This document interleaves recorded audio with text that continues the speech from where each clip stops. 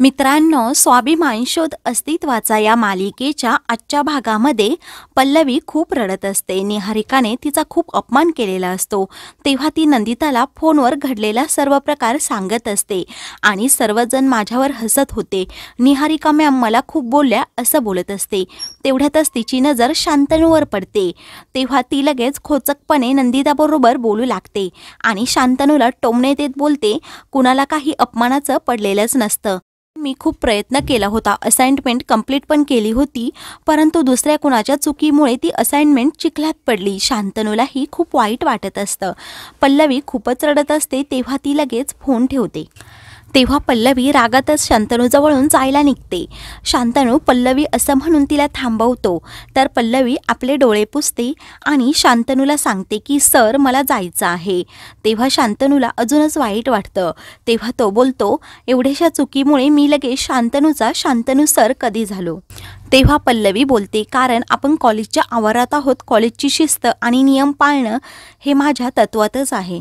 शांतनू सांगतो, मला तुझ्याबरोबर महत्त्वाचं बोलायचं आहे. पल्लवीचा मूड ठीक नसल्यामुळे तेव्हा ती शांतनूला सांगते की आज निदान तरी मला तुमच्याबरोबर बोलायला किंवा भेटायला जमणार नाही असं म्हणून रागातच ती तेथून जाते. शांतनूला घडलेल्या प्रकारामुळे खूपच वाईट वाटत असतं. तर दुसरीकडे निहारिका आणि ज्योती केबिनमध्ये असतात. तेव्हा ज्योती खूप मोठ्याने हसत असते.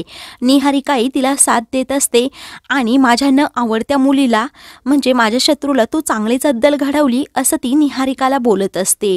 तेव्हा त्या दोघीही पल्लवीची खूपच टिंगल करत बोलत असतात. तेव्हा निहारिका तिला बोलते, तुझ्यासाठी बदला नाही घेतला तर माझ्या मनाच्या समाधानासाठी पल्लवीचा बदला घेतला. मला माहीत नव्हतं तिची असाइनमेंट इनकम्प्लीट असेल. तेव्हा ज्योती निहारिकाला सांगू लागते की घरात सर्वजण तुझा विषय काढून बोलत असतात. मोठी आई तर तुझ्यासारखं कौतुक करत असते, कारण तिला तूच सून म्हणून आमच्या घरात हवी आहेस. तेव्हा निहारिका खूपच खुश होते. ही पल्लवीमध्येच ब्रोच्या आयुष्यात आली असं ज्योती सांगत असते. तिला कायमचं त्याच्या आयुष्यातून बाहेर काढायला पाहिजे. आणि तुला माहीत आहे का, तो दापोलीहून आल्यापासून खूपच बिथरल्यासारखा वागत आहे. कुठेही जातो. त्या दिवशी डेलिगेट्स आले होते तरीही तो बाहेर गेला होता. हे ऐकून निहारिकाला धक्का बसतो. इकडे शांतनूला पल्लवीबद्दल जो प्रकार घडलेला असतो तो सर्व आठवत असतो. तेव्हा तो डोक्याला हात लावून बसलेला असतो. तेवढ्यातच प्रभाकर सर तेथे येतात. तेव्हा त्यांना समजतं की शांतनू खूप अस्वस्थ आहे, त्याला कसला तरी त्रास होत आहे. तेव्हा ते त्याबद्दल शांतनूला विचारत असतात, परंतु शांतनू काही सांगत नसतो. प्रभाकर सर सांगतात, तुझ्या चेहऱ्यावरून मला स्पष्ट जाणवत आहे की नक्की काहीतरी झालं आहे. शांतनू निहारिकाचं कारस्थान आणि पल्लवीचा केलेला अपमान सर्व काही प्रभाकर सरांना सांगतो. हे ऐकून प्रभाकर सरांना खूप मोठा धक्का बसतो. तेव्हा ते बोलतात, हे खूप चुकीचं घडलं आहे. निहारिकाला तिच्या चुकीची जाणीव करून दिली पाहिजे.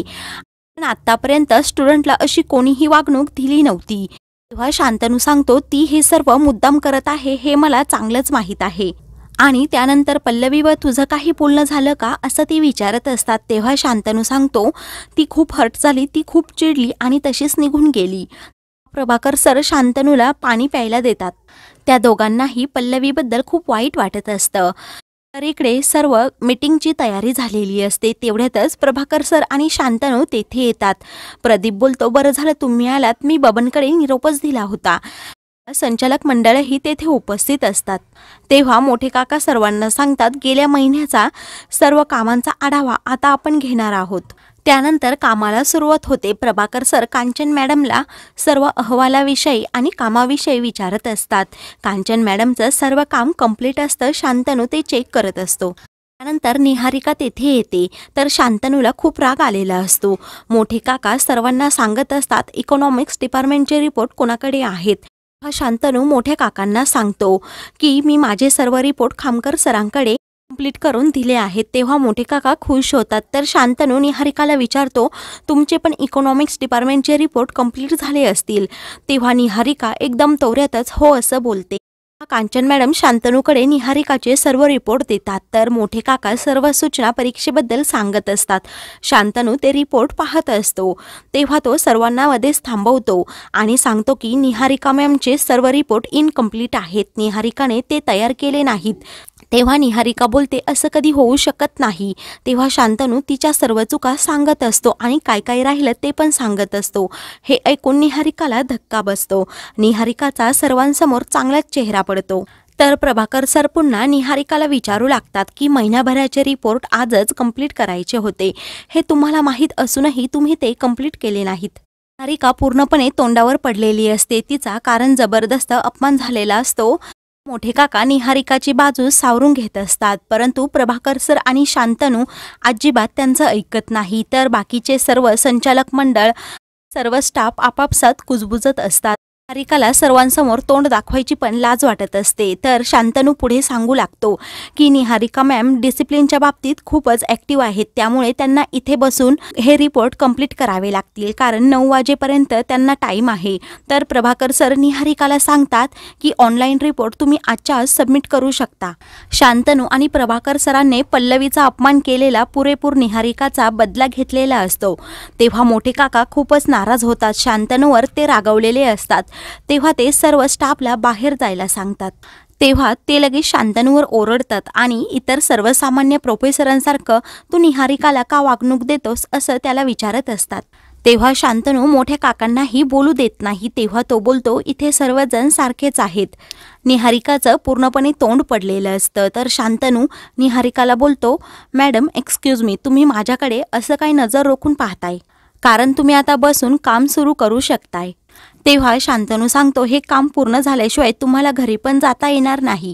तेव्हा निहारिका गुपचूप काम सुरू करते.